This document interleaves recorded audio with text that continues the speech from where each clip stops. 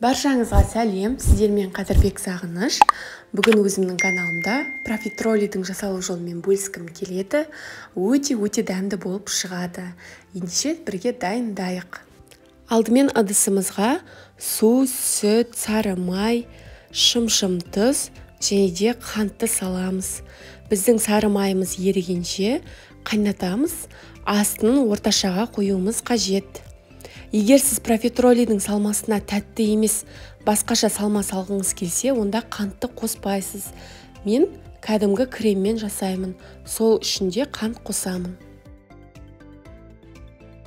Біздің қоспамыз беті осылай жыбырлап бастаған кезде қатты қайнатуға жібермей, електен өткізілген ұнымызды саламыз және де тездетіп араластырамыз.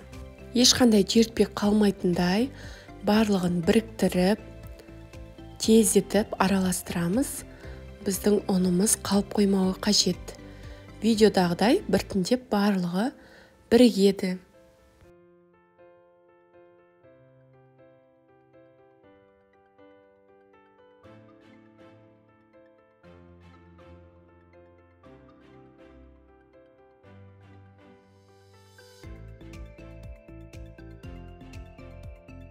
Суы тартылып барлығы осылай біріккен кезде оттың астын өшіріп, бөлек ыдысқа саламыз және де кішкене суығанын күтеміз.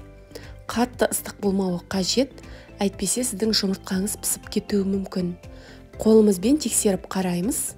Егер қол күймейтіндей болса, жұмыртқамызды салып бастаймыз. Тездетіп араластыруымыз қажет, барлығын біріктіреміз.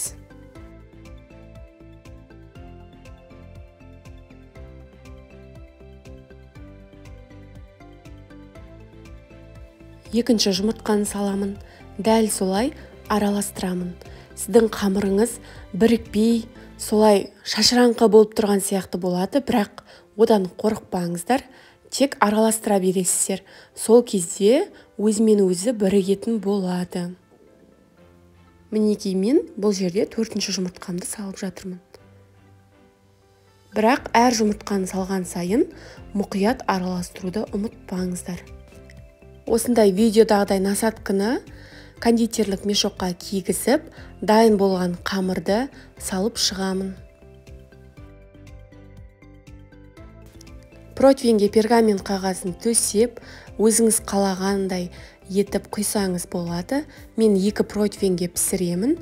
Біріншісін сәл үлкендеу қыламын, екіншісін кішкентай қыламын.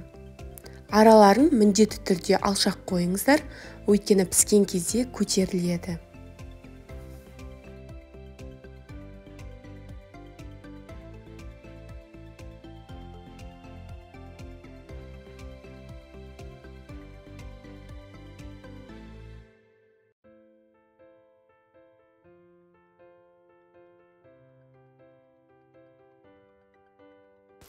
Барлығын құйып болғаннан кейін қызып тұрған пешке 180 градусқа жарты сағат пісіріп аламыз.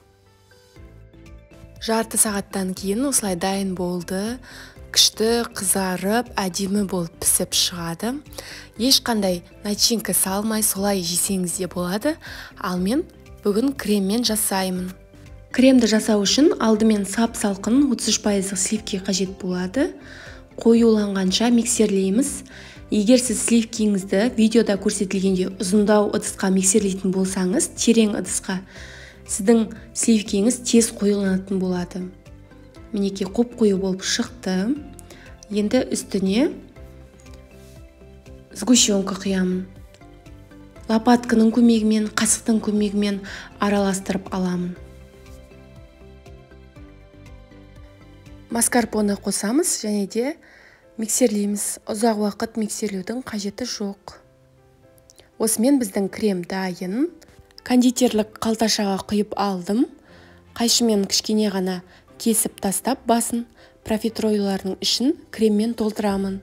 Барлығын видеода көрсетілгендей етіп жасайсыздар. Ішін креммен толықтырып болғаннан кейін міндетті түрде 1-2 сағатқа тоңазытқышқа қойып алғанымыз абзал.